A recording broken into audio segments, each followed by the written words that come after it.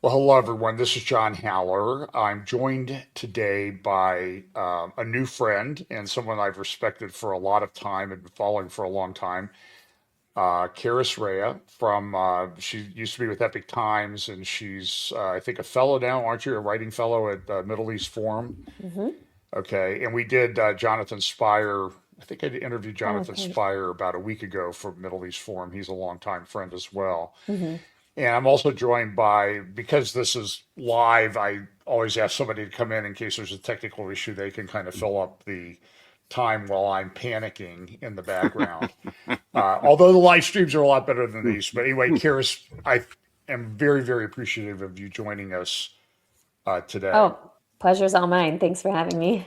So I think this will be very instructive to us. It's certainly not lacking for examples to talk about, particularly with regard to this Tucker Qatarlson guy. And I think that's a good place to start. I will tell you, Karis, I thought Huckabee did an okay job on a lot of issues that Tucker brought up in the interview that they did the other day. But before we talk about that, I want to go back to about 2 years ago. You and Dumasani Washington, who we interviewed a week or so ago on this channel, you did an article that I can only describe as, I think, a master class in how to deal with and analyze the way Tucker Carlson uh, conducts his interviews. Mm. The subject of your article was specifically the interview that he had done with Munther Isaac from Bethlehem Lutheran Church and the claims that he made. Um, and and then I think we could, as we talk here a little bit, we can contrast how Tucker conducted that interview with Munther Isaac, who I've met at one of those Christ at the Checkpoint conferences I attended, just because I like to torture myself, I guess. Um, and it was, I mean, and he's a radical Marxist, liberation theologian, everything that you would expect somebody who's not a Christian to be. Hmm. I don't think he is a true Christian, and we can talk more about that. But the you remember the interview, I'm sure, because you wrote a big article about it. And Tucker launched softball question after softball question with fake facts to Munther Isaac. And then we look at how he handled the interview with um, Mike Huckabee the other day. So start off about what did you want everybody to know about the way Tucker conducted that interview of Munther Isaac about 2 years ago? Mm. Wow. Well, Tucker has done so many bad faith interviews since then that it's actually difficult for me to Mm. remember the specific details, right? I mean, I've Okay. watched almost all of Tucker's interviews, like, well, not all of them, but every other episode on his show virtually has some sort of component about Israel on it. And I've watched all of those interviews. I mean, he talks about people having an obsession with Israel. I mean, it's like, hello, Kettle, you're black, right? I mean, he is just the chief gaslighter. He's a gaslighter in chief, if you will, Mm. in terms of actually assigning blame to other people when he is actually guilty of those very same things. So, I mean, it's important to know that Tucker Carlson is a complete hypocrite. He is an unserious and bad faith actor. He is a fraud.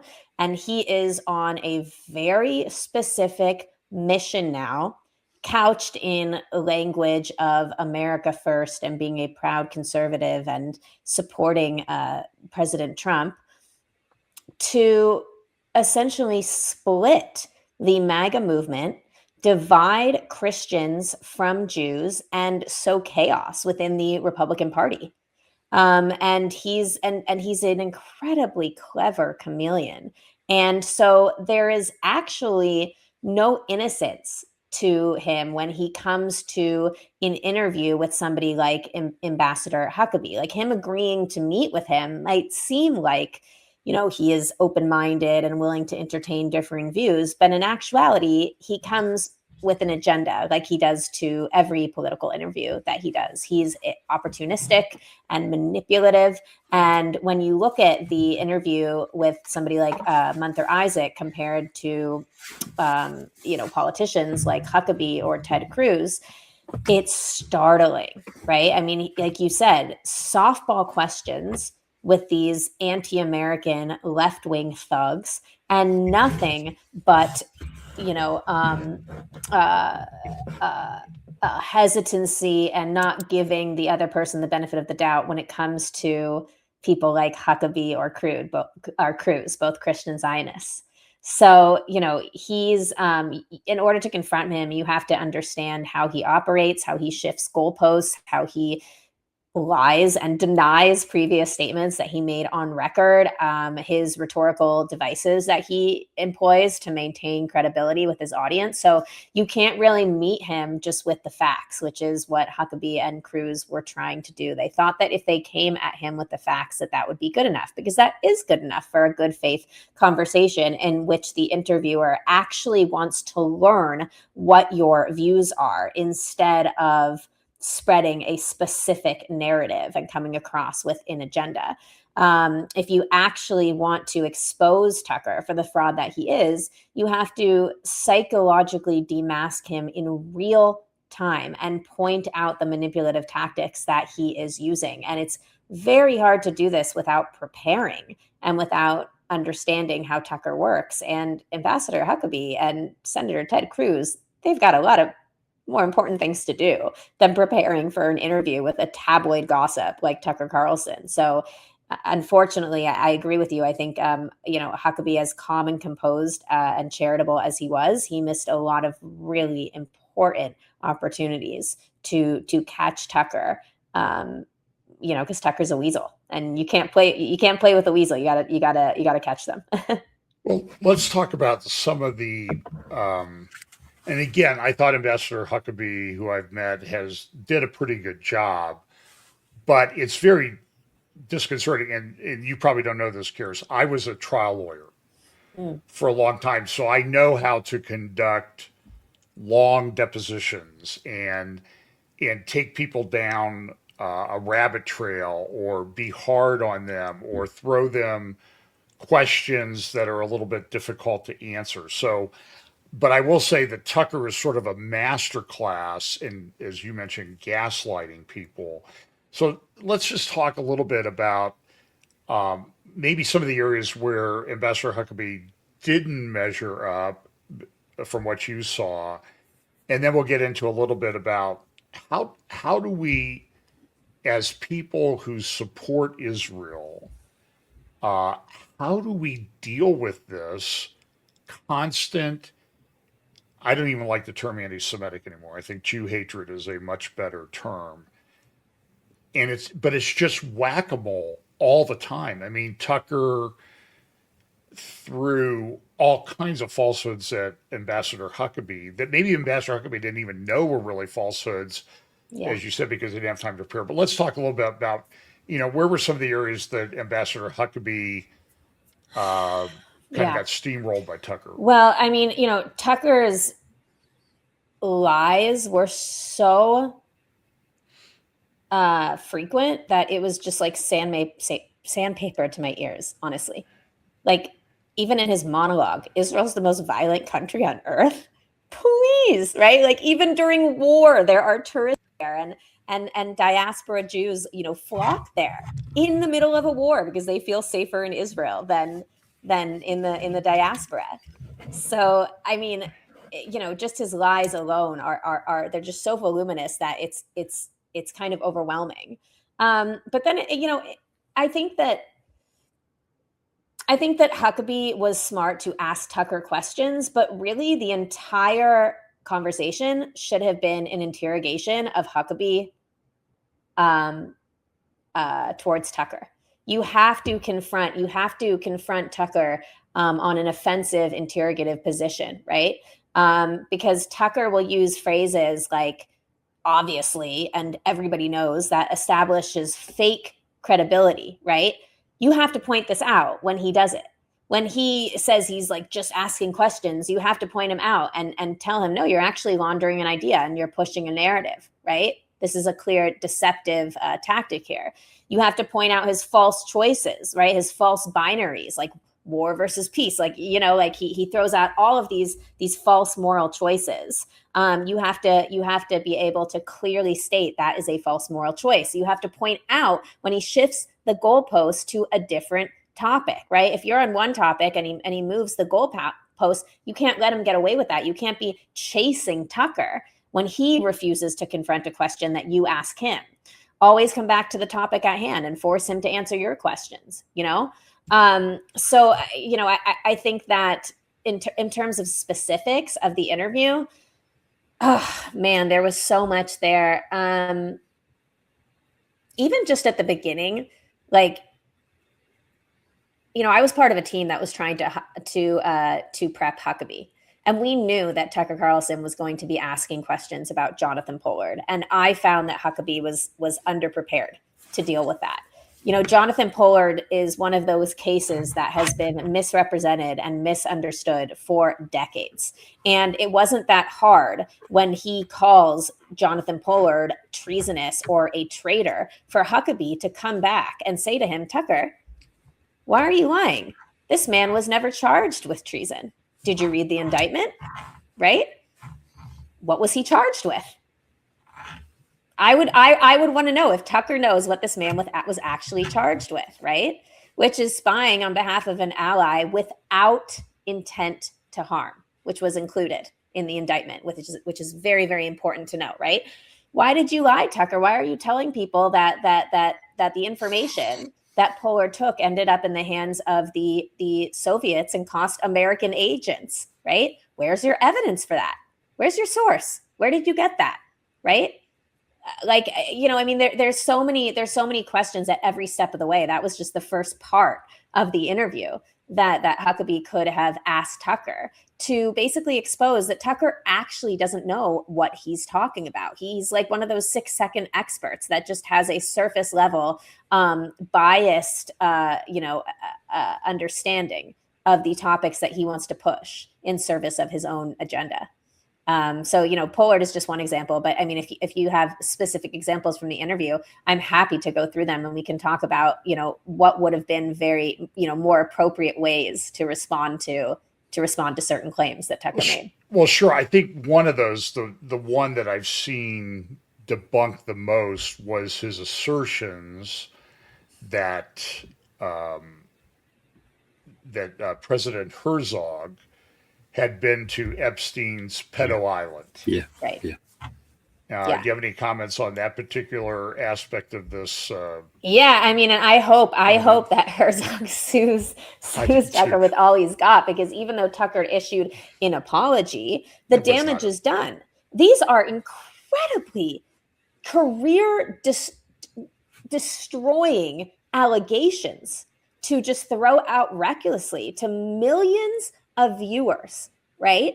And so instead of Huckabee saying, "Oh, I wasn't aware of that," like, why didn't he say, "Where did you hear that? Did you read the file yourself? Which file was it? There's about like 9 million files. Did you really see the file?" Right? You know, he should have said, like, and that's sufficient for you to make that type of claim, right? Because I mean, these, you know, I mean, this was just so inflammatory, and there's only like a few nut jobs who actually believe this about Herzog. We know about Epstein's relationship with Ehud Barak, who, by the way, is, you know, there's nobody more anti-Bibi Netanyahu than and more leftist than Ehud Barak in Israel. But for him to just come out of left field with this Herzog allegation, I mean, it should have just been shut down immediately, because it's so defamatory and inflammatory.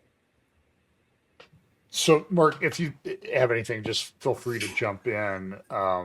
I do, but thank you. Yeah. I mean, Karys, what about when they talked about, you talked about the amount of journalists that have been killed in Gaza as well. And then Mike Huckabee turning around and saying, well, we found out, you know, they're working for Hamas. And quickly, just to say, and I totally hear you. And when we're talking about media training, it's suddenly, you're right. He's gone in there with facts, like you've said. We've all had these discussions, which is we've got right facts. We're actually, and I totally admire him for being in there ready. I've got facts, and you're absolutely right. Where someone doesn't want to believe in facts at all, they actually want to whatever smear they're coming out with. And I just also want to draw something today, which I thought was brilliant. And I'll explain why it made me laugh, and to some it might be really outrageous to say. Swami had a fantastic comment on his Substack today when he turned around and said, well, why don't you just make it obvious, kill the Jews from the river to the sea? Oh, no, we can't do that. We have to call it the PLO because it's such a mouthful. And the point was, and I loved the point that he was making, which was, look, this is really what they're saying. And it was a real punchy comment right in their face going, argue with me. Mm-hmm. And I would say that in one sense, that's not necessarily Mike Huckabee's style. If we think of his TV show and all the rest, this is very, very difficult. But in regard to lies, the comment on the amount of journalists that have been killed, I'm sure over the last 2 years, we've all had that conversation. We've all tried to push back against that. Sorry. I don't remember the specific back and forth, but I do remember when that was brought up. And what I recall is that as soon as Huckabee tried to respond and say, these so-called journalists, many of them were actually Hamas terrorists, and you can talk to the hostages that were being held, in like, these journalists' homes. When he was trying to make those points, Tucker cut him off. Tucker was just interrupting him left and right, was not letting him get a word in unless it was a word that actually made Huckabee look ignorant, right? In service of Tucker's Tucker's narrative. And so every time Tucker interrupts, I would say, are you going to let me answer the question? Or are you going to interrupt me? Every single time.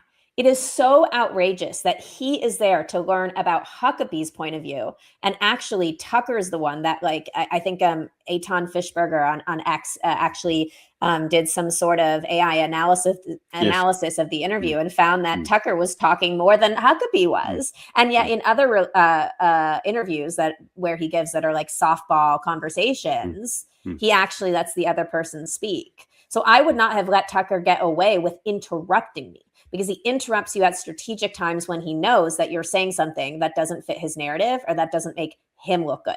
So I would have not let Tucker cut me off. But also, I would have framed Huckabee's answers as questions. I would have said, do you know that every journalist was a journalist and not a Hamas terrorist? Do you know how many journalists were Hamas terrorists? Do you know, right? Everything should be framed as a question to turn it back on Tucker, to show how little Tucker knows and how fraudulent he is as an interlocutor. So I think, again, Huckabee had the information, but he wasn't able really to get it across because Tucker was just interrupting him and is a bad faith interviewer. Karys, isn't there another? There's two stories here, because look at what he then made the accusation in regard to the security of Ben Gurion Airport and what he then blew up in the Daily Mail. But also, wouldn't we have had far more respect for him if he'd actually gone into Israel, if he'd actually visited, if he'd had actually, for argument's sake, had this interview on the Mount of Olives with Mike Huckabee, for argument's sake? Absolutely. Sorry, go. No, sorry, I cut you off. No, I was just saying, would we have had more respect for him in doing that? But what are your comments on with the Daily Mail? Because we end up saying this is all pre-planned. Absolutely. Tucker psyoped all of us. He had this plan from the very beginning. When you think about the chronology of this, not only did he plant a story with a former employee of the Daily Caller, right? His media outlet that he founded, who now works for the Daily Mail. But he released an interview like the day before Huckabee interview. Nobody knew when that Huckabee interview was going to be released, but everybody was anticipating it. So Tucker actually released an interview and made it seem like that interview was going to be the Huckabee interview that everybody was really excited to watch. So he would get millions of views, which it did. And in fact, I think the thumbnail of the X post was Tucker and Huckabee. Exactly. And then you clicked on it and it was this guy nobody's ever heard of. Well, first there was a whole monologue making it seem like it was going to be about Huckabee and talking about why Tucker decided to visit Israel. So he made it seem like the interview was in Israel and that it was going to be with Huckabee. In fact, as you said, it was with this Marxist, this Christian Marxist, right, who has ties with PFLP and DFLP terrorists, whose pastor is Munther Isaac, who I wrote that article about. I think his name is Farris Abraham. I think is exactly, and Farris Abraham was not even interviewed in Israel. So Tucker is manipulating this situation twice. First, he's making it seem like it's an interview with Mike Huckabee, that it's not.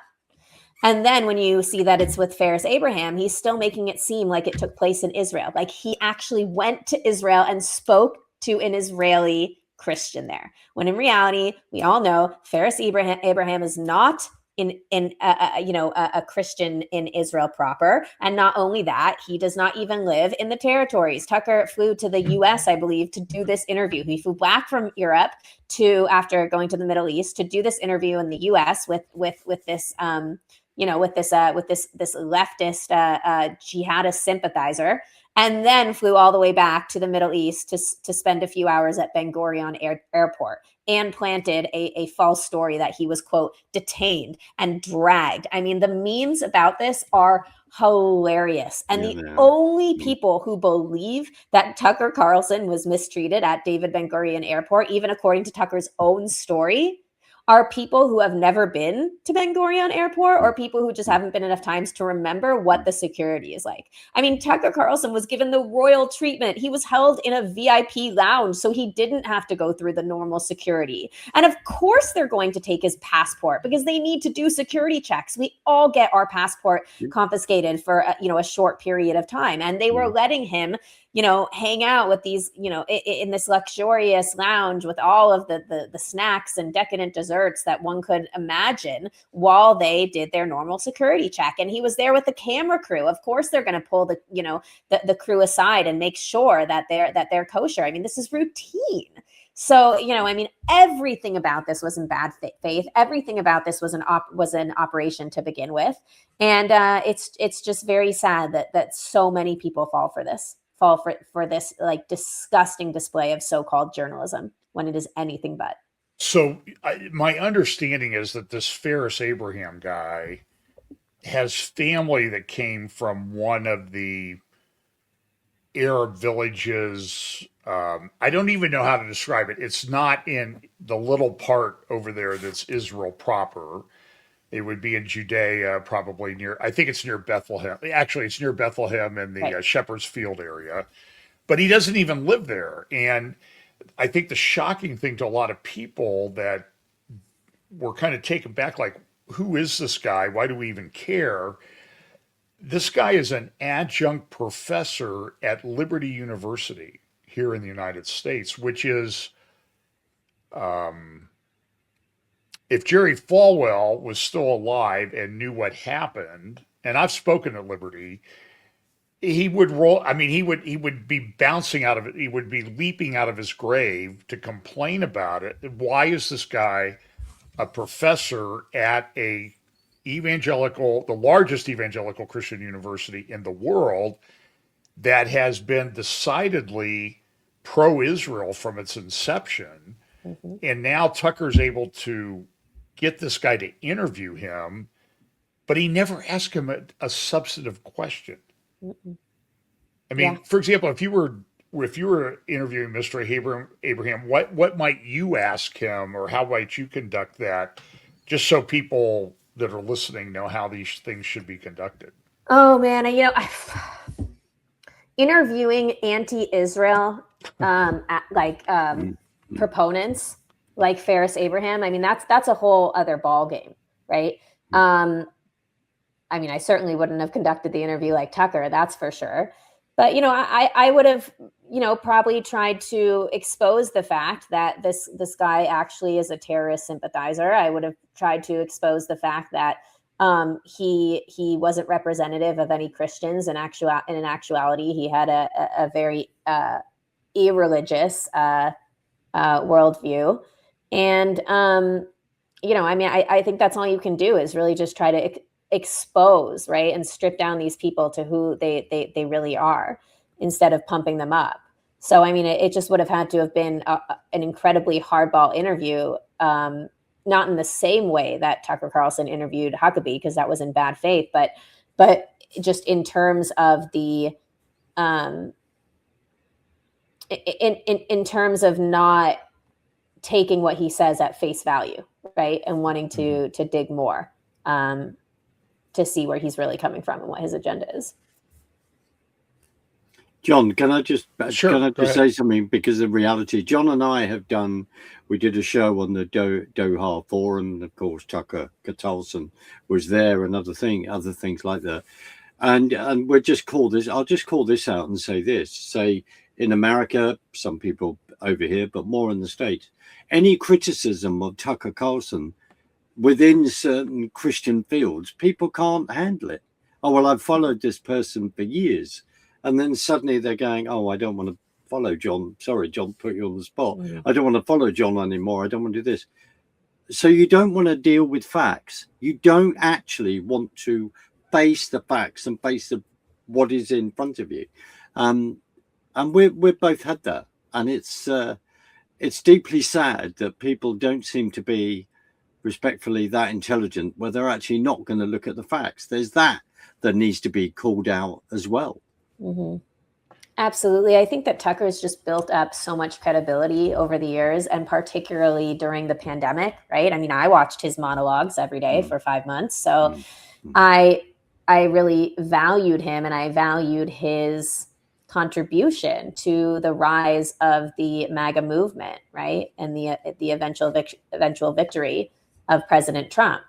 But I think that it's hard for people to accept that Tucker is not the same guy he was. That, for one, and it's not just being anti-Israel or anti-Semitic, I mean, this guy is just not a conservative. The only issues that he's conservative on, as I've said many times, are social issues that align with his faith. So things like abortion or the anti-trans, or the, trans stuff, gender ideology. But when it comes to economics, when it comes to foreign policy, and increasingly on even like trade and immigration, Tucker is just sounding more and more like a Bernie Sanders, Elizabeth Warren leftist.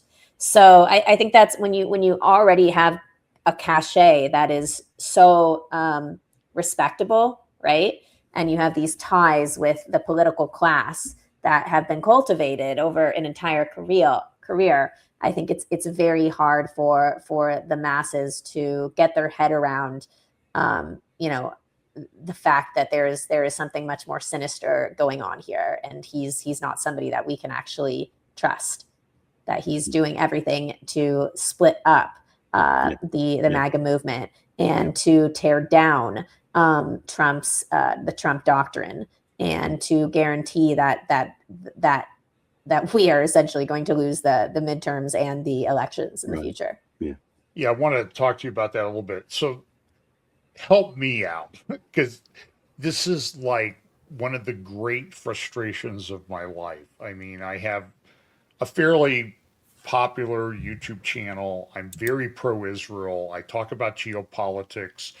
I bring in people to, like, Mark and I did Trevor Loudon. We do Dumasani Washington, to talk about this red-green alliance and the Groypers and all of these things. I will just post, because I'm reading a lot, try to keep up. There's a lot to keep up on in the world these days. I'll just post on Facebook, I thought Huckabee did an okay job, or he didn't do too bad on the whole big picture. I mean, there were things that I think he was totally unprepared for. And part of the problem is, how do you think like a Tucker Carlson thinks. I mean, I don't, that's hard to do, but I'll make a post. Karys, my feed is then filled, and I'm going to say 60 to 80% of the people who are my people who followed me for years watch what I talk about, watch what I argue about, watch me at conferences that I speak at and that sort of thing. And I have to shut off comments or take the post down because they're just, oh, Tucker's fantastic.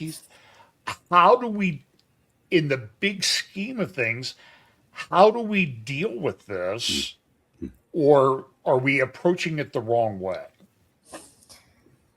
Well, I think it depends what arena we're talking in, right? If we're talking about dealing with this in social media as members of the media ourselves, that would be one discussion. But if you're like in politics, right? If you're part of government and you're very worried about Tucker and his influence on somebody like JD Vance or his influence on the culture, then that's a different conversation, right?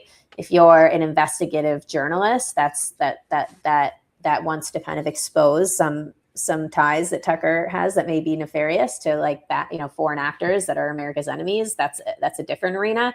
So, I mean, the point is that there's no one solution to dealing with Tucker Carlson because the culture is changing very, very quickly, and it's manifesting in a lot of different arenas, a lot of different right-wing arenas. And so it needs to be fought and confronted within all of these arenas, depending on what your skill set is and, what you're interested in, right? And what you can bring to the table. So, it's just like it's like when people say like, well, what's the solution to the Israeli-Palestinian conflict? And you're like, well, what do you mean the solution? Are you talking about Judea and Samaria? Are you talking about Gaza? Are you talking about Iran? Like, it's the same thing here. Like we're dealing with culture and politics. It really just, it depends on what space you're operating in.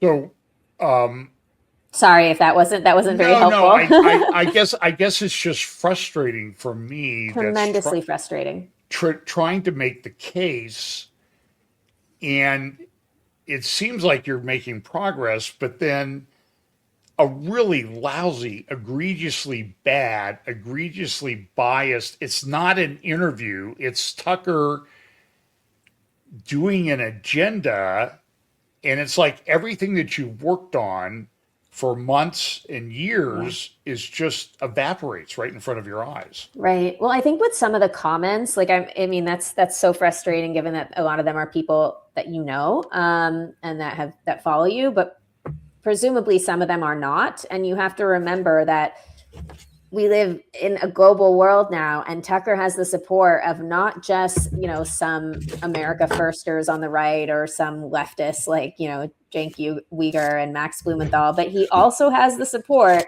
of, all of the mullah supporting Shiites in Iran and all of the, Pakistani bots and all of the, pro CCP activists and all of the pro Putin, right, proponents. So, I mean, there's a lot of people that will flood a single social media post that are not necessarily Americans, because Tucker is doing he's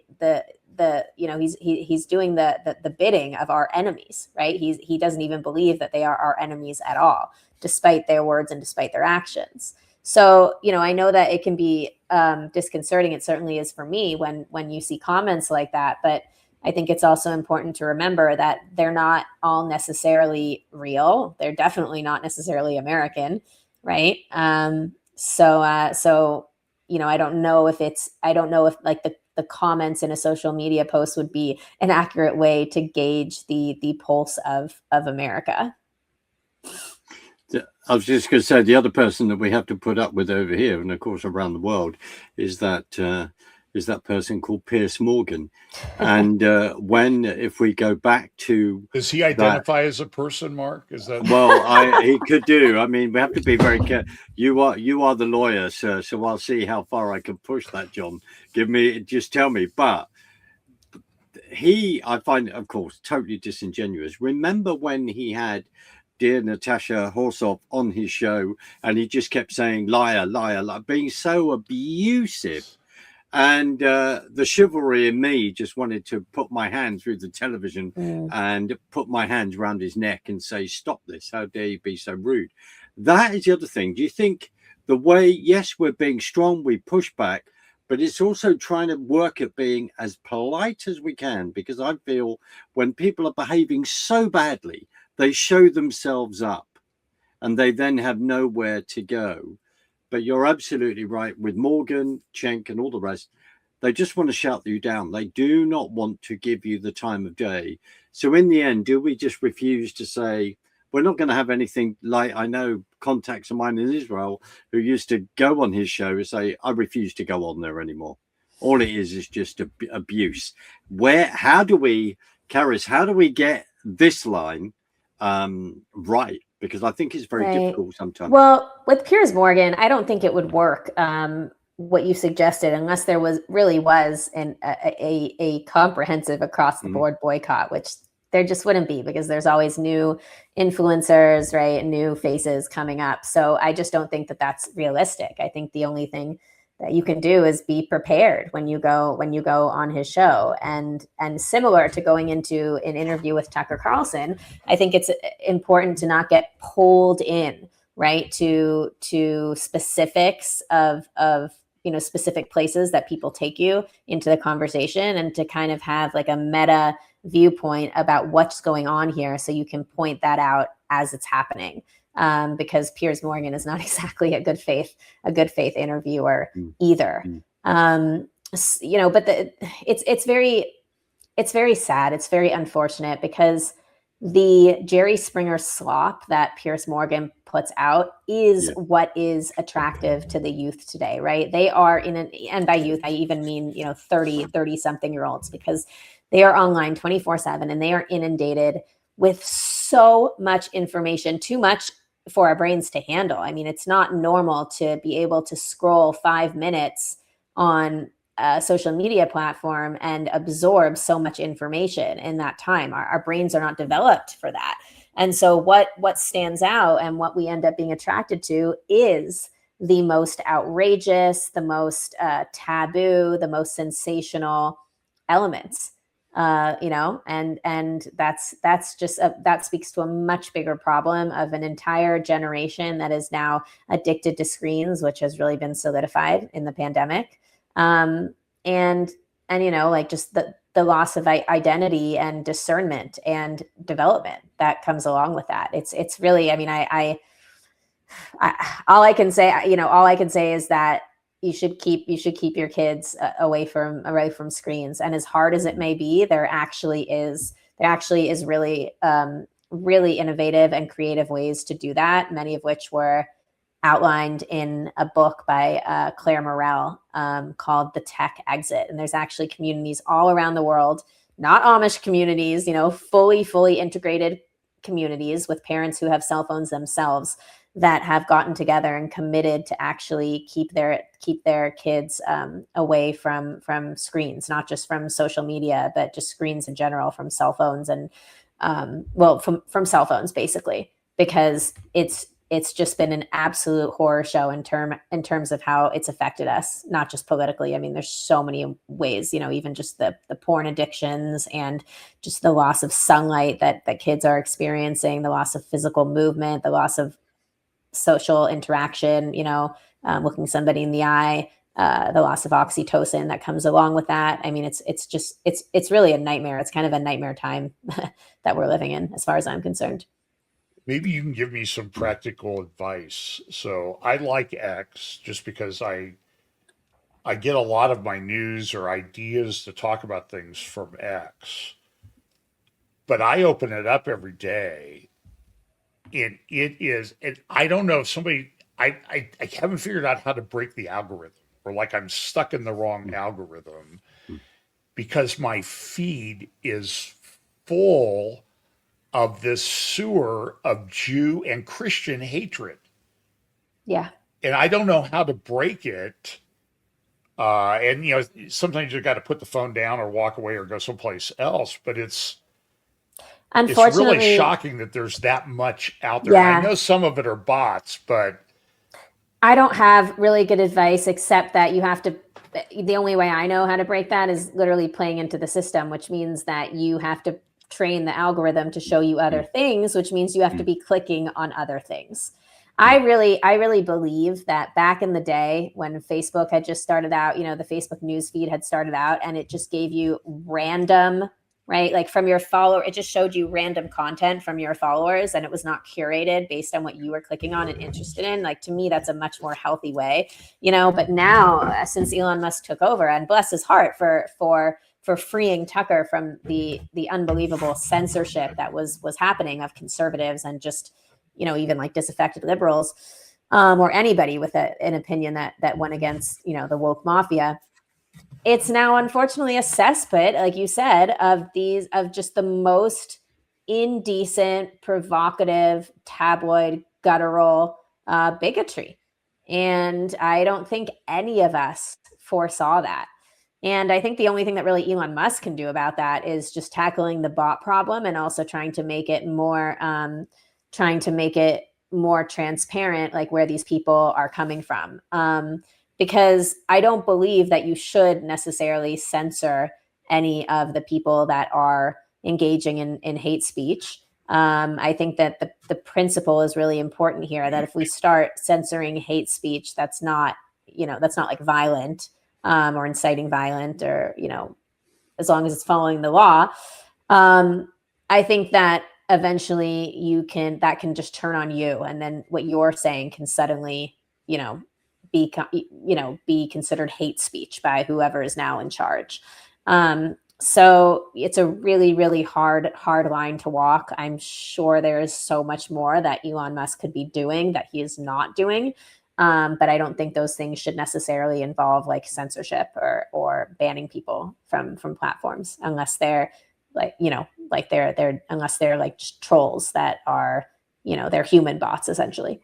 You're aware of what we're facing here in the UK and in Europe in regard to censorship. You're very aware of that. And in regard to free speech, and I'm very attuned with your constitution, and this is what we're facing, because actually, as we are saying, 1984, the Ministry of Truth, even if you say this is a fact, this book I have from 1925, 1936 backs all that up.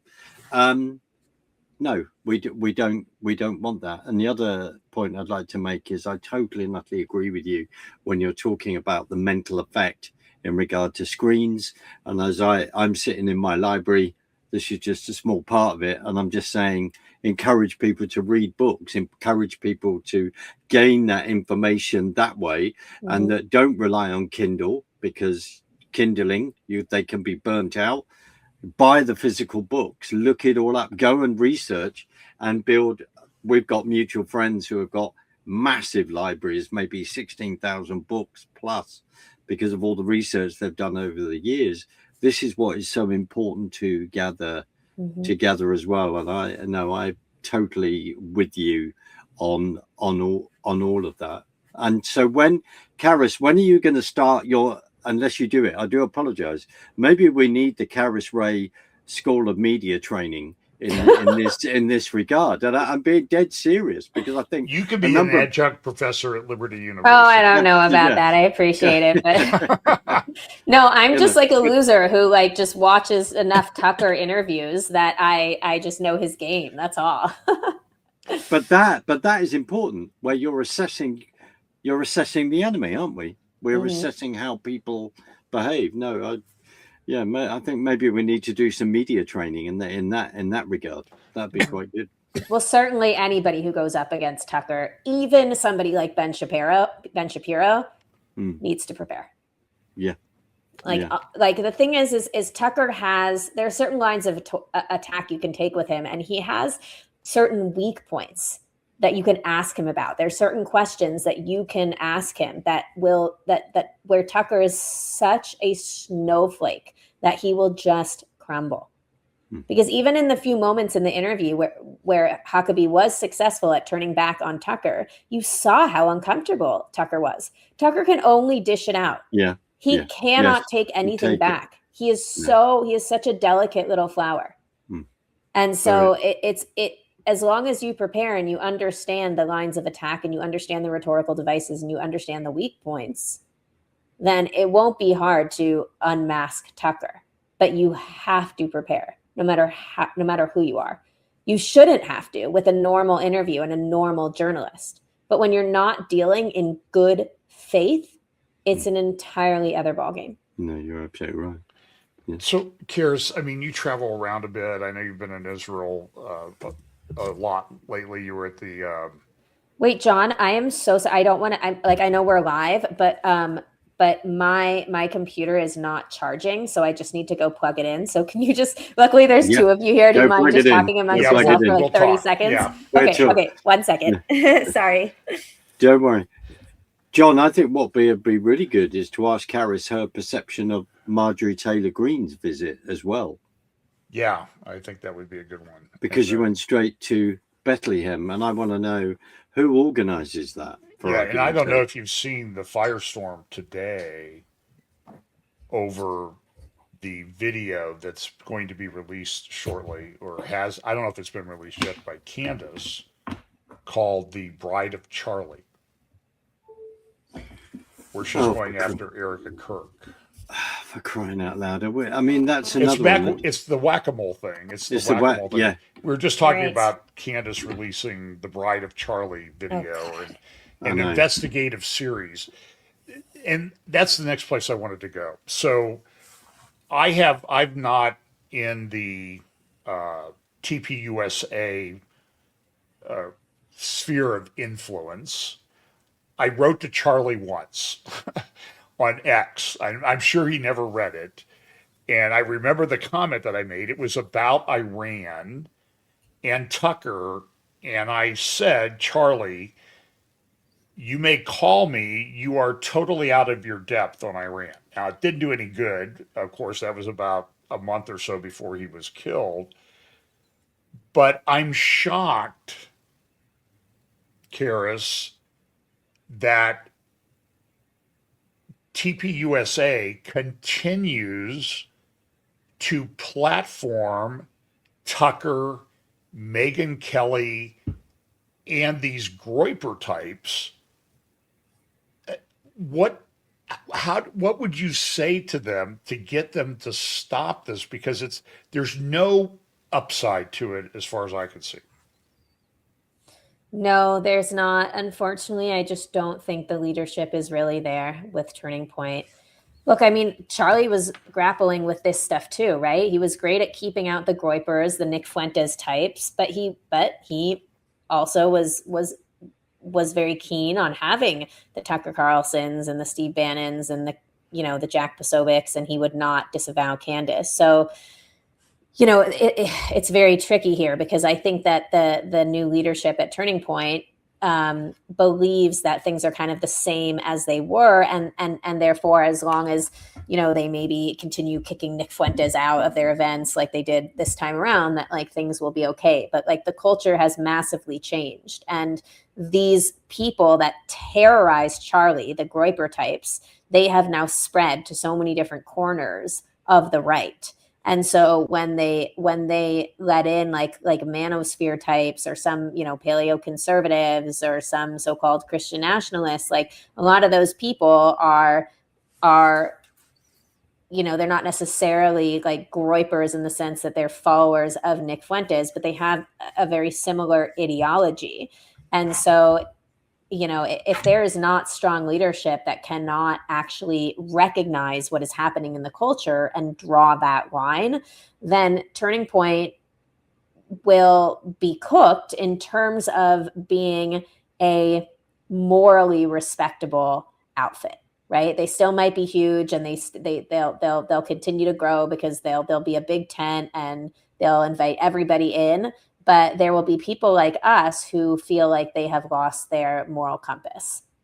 And a lot of people are worried that like they're just going to end up being taken over by the radicals, because we know that the radicals are bullies and that they scream the loudest. So it's more important for than ever for them to have that kind of leadership. But unfortunately, I just don't think they do. I just don't think they're up for the task. It's just too big what they're doing. And yeah, I mean, what's going to happen with them is anybody's guess. I'm not good at making predictions, and I really don't know what's going to happen. But what I do know is that if they don't have strong leadership, then this is only going to get worse. So I think you mentioned in the bio you sent me that you're working on a book, and I want to talk about that just a little bit and the time we have remaining. But I think that one of the things that was, so my senator here in Ohio, and I've been in rooms and I've sat 8 feet away from him at debates and that type of thing, is J.D. Vance. And I have to say that I'm incredibly troubled by where he is going. You know, for example, I'll see him go to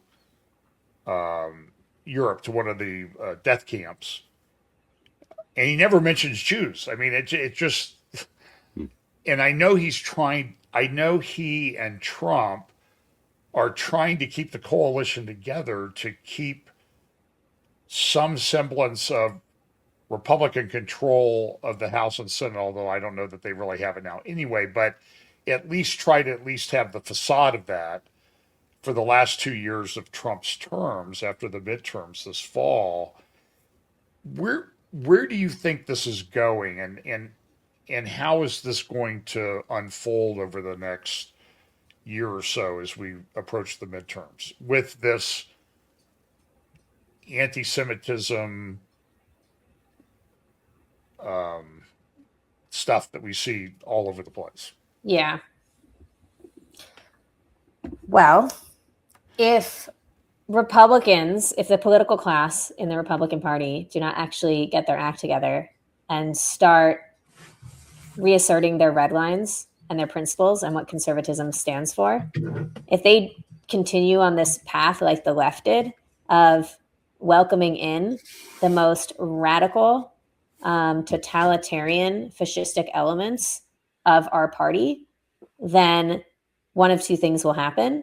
We will either lose elections to the progressives on the left, or we will end up with an authoritarian president on the right who governs in the image of Tucker Carlson.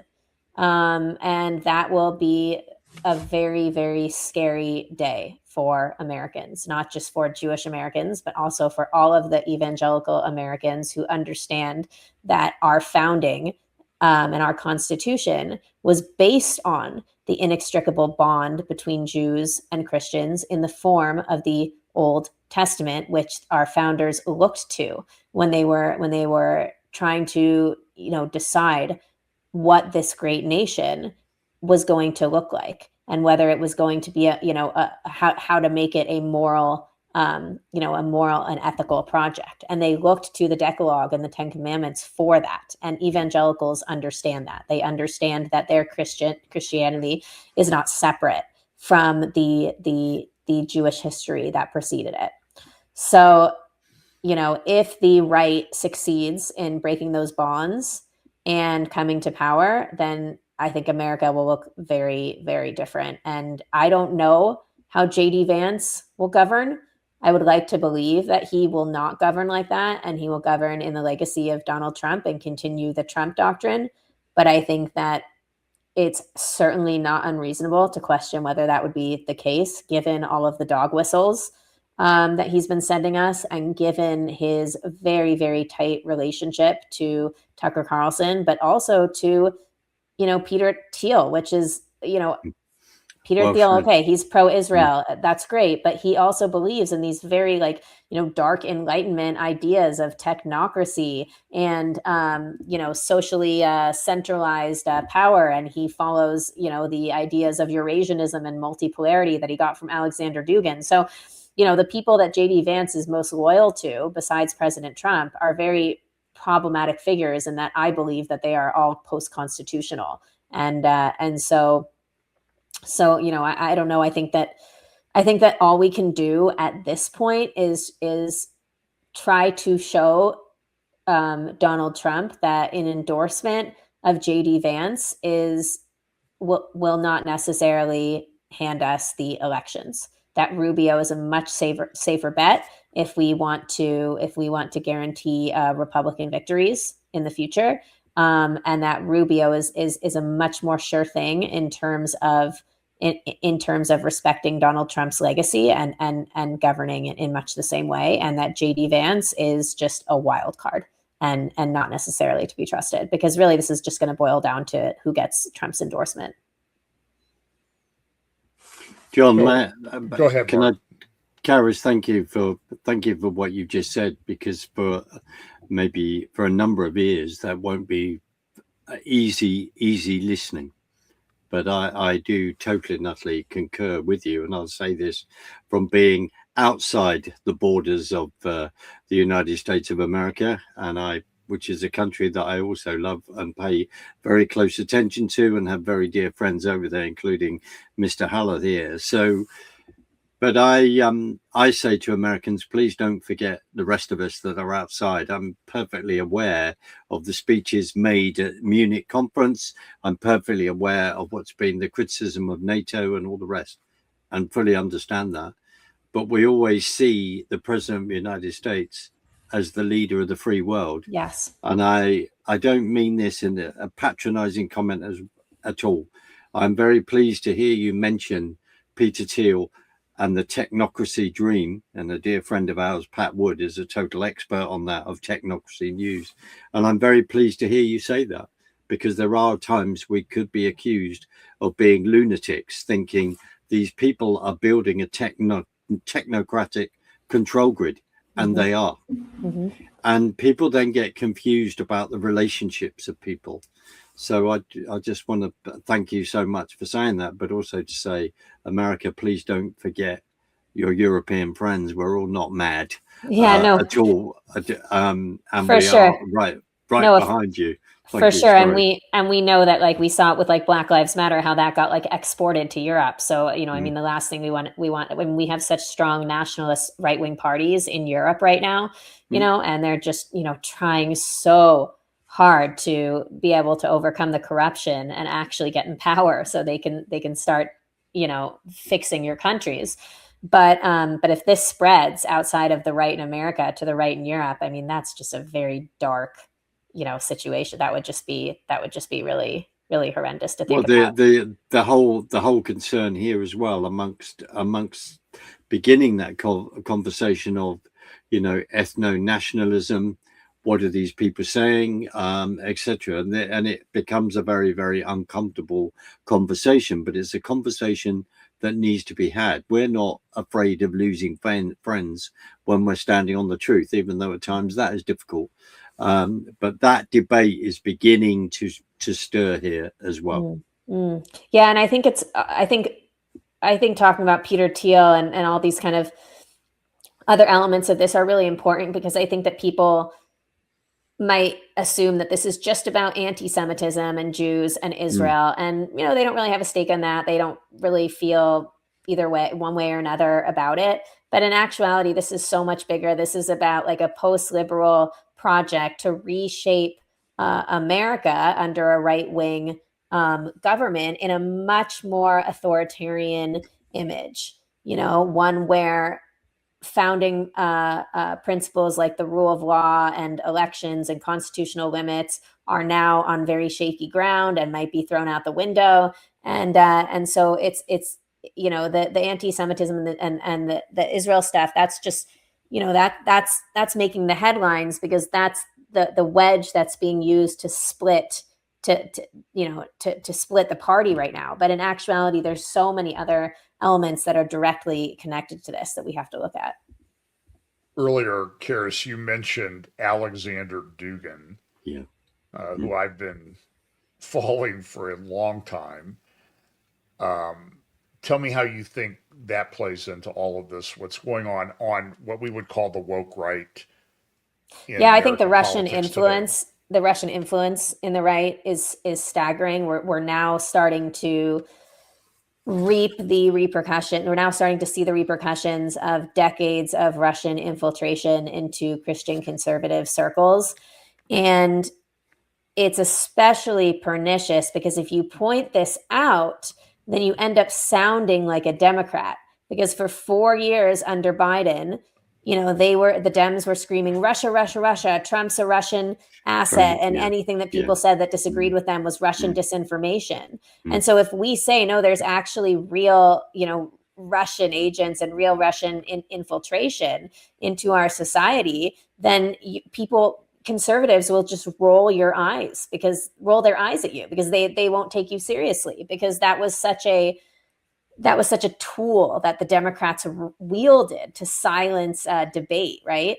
But in actuality, it's the truth. It's the truth that Russia, just like China, has been playing the long game, and in post Cold War Russia, they really made inroads with the conservatives in this country to believe that Russia was actually on our side and pro-America and just a good traditional Christian country with the same values as conservatives in America. And now we're seeing exactly, the fruits of that type of operation here in America. It's very sinister, and Dugin is definitely a proponent of it. I know that people think he's like Putin's brain, but I think he's actually just a lackey of Putin. I think he's actually he's actually acting on order of Russian military intelligence, not the other way around. When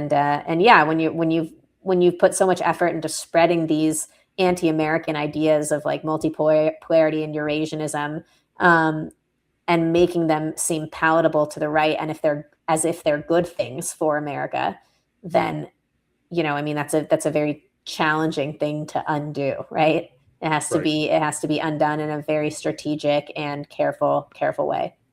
Well, other than reading your book when it comes out, that when you're hopefully going to deal with some of these issues, and just so you know, on my channel for about a year and a half, every month, I've been doing about a 2 to 3 hour roundtable on technocracy. That's fantastic. Where I have Patrick Wood, Scott Townsend, some other people. Is Patrick Wood the one that just came out with that book with Courtney? Betrayal, yes. Courtney, I actually did a little joint interview of them about 2 or 3 weeks ago, I think. So I just ordered it. I just ordered it on Amazon, so I'll be reading it soon. Well, it would be great. We'll work out a way to connect you with them if you would like that.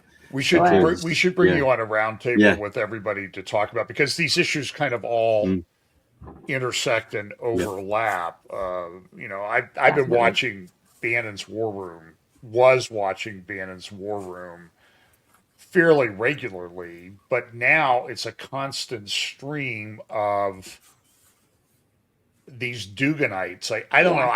And like pro-Iran lobbyists, like Kurt Mills, who is Patrick Buchanan without the personality and intelligence. Totally. I mean, he was on yesterday. It's like I guess the foreign minister of Iran was not available. Right. So they had Kurt Mills on instead. Oh man, he is a snake if there ever was one. I don't know why somebody doesn't put like a PI on that guy. Like, why is he always back and forth to the Middle East? What is he doing? Where did he come does he go back and forth a lot? That's what I've seen. Yeah. I feel like we're in the midst of this red-green, Trevor Loudon calls red-green alliance operation, and again, it's like whack-a-mole. I don't even know where to begin to sort of tear it down. I mean, I'm a trial lawyer, so I would put a case together. I think I could put a case together to tear down these guys, but by the time you put it together, they're on to like 18 moves down the road. Yeah, I know, that's so tough. So who do you recommend, other than your book, who would you recommend that people follow to kind of get in the mode of how to analyze these things from a good perspective? Yeah, there's actually so many good people. I mean, Trevor Loudon is such a good one.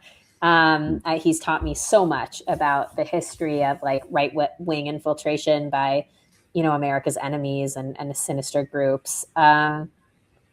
Oh man, there's Amy Mack at Rare Foundation would be a good one. yeah, I mean the Islamist stuff. I mean Dan Bermawi is a guy who's incredible. He's an Arab Christian. He talks a lot about this stuff and debunks a lot of the stuff happening on the right. You know, I mean, there's really great voices out there, like you know, Dana Loesch and obviously the people at the Daily Wire and all these wonderful pastors. I mean, Pastor Rob McCoy, who was Charlie's pastor, is just he's such an important voice. I don't know. I mean, I wouldn't even know where to start. There's so many people. Mike Duran is incredible. I mean, read the Free Press, read Tablet Magazine, read Lee Smith. Lee Smith is one of my favorite investigative reporters. Watch Milk Bar TV, Nathan Livingstone's videos. He has the best videos that actually show the hypocrisy and the bad faith nature of some of these so-called conservatives. Gavin Taub when he's in English for the American audience. Also, I have a lot of friends at JNS that I think does a pretty good job on most issues. Yeah, JNS is fantastic. At least Israel specific. But anyway, Karys, I think we've been going a little bit longer than I said we would go. So that's okay. Are there any final thoughts you'd like to leave us with? No, I appreciate you having me on and sharing my voice with your audience. And, you know, if anybody wants to reach me, I'm on X. That's the only social media I'm public on. But my messages are open. And then I also have a kind of DIY little mailing list. It's really just an email that I send out myself with a few links every day, like 5 days a week, with articles that I think are important and not getting enough play in the mainstream media. So if you want to be on that mailing list, you can shoot me an email at reyesdailylist@gmail.com, RHEA. And yeah, that's it. It was a pleasure talking with you guys. I appreciate your questions. Okay. If you'll give me just a minute, I'm going to stop the live stream. Everybody, thanks for watching. Like, share, subscribe. Remember, we've got some things coming up. I'm going to interview, hopefully, I think it's going to happen next Monday, Ruth Wasserman Landy on the very, very intelligent, good expert on Turkey, Iran, and the things that are going on there in the Middle East. I'm really looking forward to that one. Again, Karys, thank you, and Mark, thank you, and everybody have a good day. Thanks. Thanks.